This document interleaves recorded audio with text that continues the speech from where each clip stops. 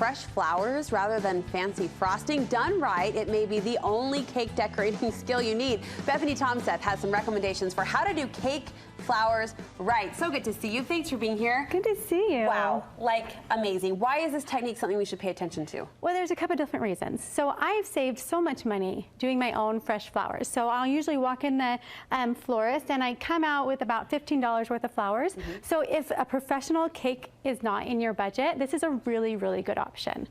The other thing is that it's super simple. You can make your own cake at home, just a simple white frosted cake, naked cake. You can get a bundt cake, whatever you want. Or if you're really in a time crunch, don't tell anybody I told you this, but you can call your local bakery and say, hey, I just want a white frosted cake. Like if you're not a baker or if you don't have the time to do it, I just want a white frosted cake. You pick it up the next day, you run by your florist, and you're done. And you've got this professional looking cake in no time. My shock that you just told us to call the grocery store bakery. It's true. It's true. Well, it's a good tip in a pinch for sure. Well, you mentioned grocery store bakery for the cake. Can we find good blooms at the grocery store, like a grocery store bouquet? I'm going to say no on that one. Okay. Because there's a couple different reasons.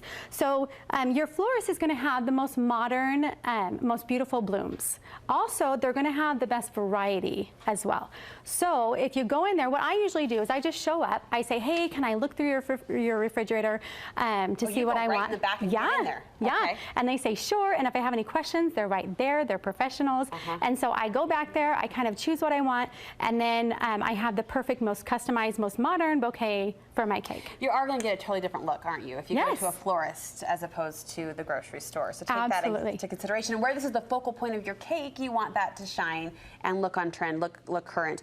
Okay, talk to me about what we should consider. Obviously, color jumps out to me as kind of the #1 thing. Yes, there's 3 things. Color is one, size is another one, and then greenery is a third one. So color, like you said, color is a big thing right now. So you can go in, you can tailor the colors to your event.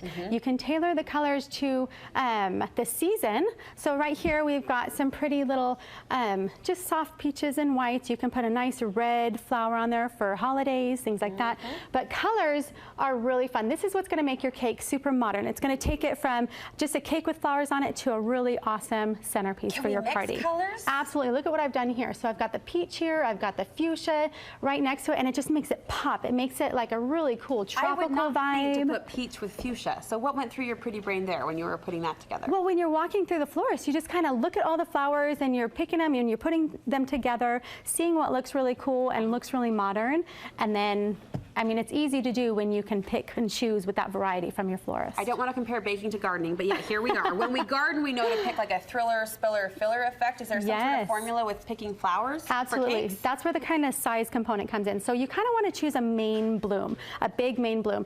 Typically, you're going to have roses for that. That's going to be your most common option. You can do a big peony, and then you want to do some medium flowers with it, maybe some smaller filler flowers. But just kind of like put it together, see what it looks like, and then so the third, and then you've got your spillers here, just like you said. You want this greenery to kind of spill over. See, I'm glad you're touching on greenery. I would skip greenery altogether. Like, no, just give me the color. But you say greenery makes the difference. Greenery is my favorite part of this whole segment. Really? Because greenery's come so far. We're going to skip the baby's breath. We're going to skip the fern filler that typically comes in bouquets. And we're going to go with some really cool modern greenery that's going to take your cake to the next level. So right here, we've got some amaranthus just kind of drooping down, soft, velvety amaranthus. That kind of replaces your baby's breath with the texture. Exactly. We've got palm fronds here. That's cool. We've got a really cool tea leaf over on this succulent cake here. This is all green right here. Yeah, I was surprised to see you did an all greenery cake too. Yeah, that's what makes it modern too. That monotone color palette makes it super modern as well. Pretty. I went in one time to do a cake. I wanted a kind of a tropical feel. I said, what do you have that's kind of tropical?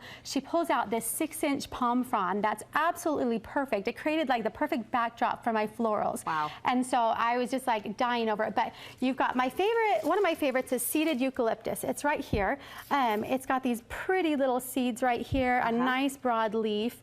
You've got silver dollar leaves right here, a nice broad add modern leaf. It's kind of got that soft effect that makes it really modern too. If you want the spiller effect, you've got this, it's called lily grass, really inexpensive. That can kind of make your cool spiller. Now you're showing us mechanics here. You've kind of taped them together to create the form, and how are you affixing it? How are you securing it to the cake? So the florist did this already, so you can pick and choose. Yeah, you can tape it whatever you want.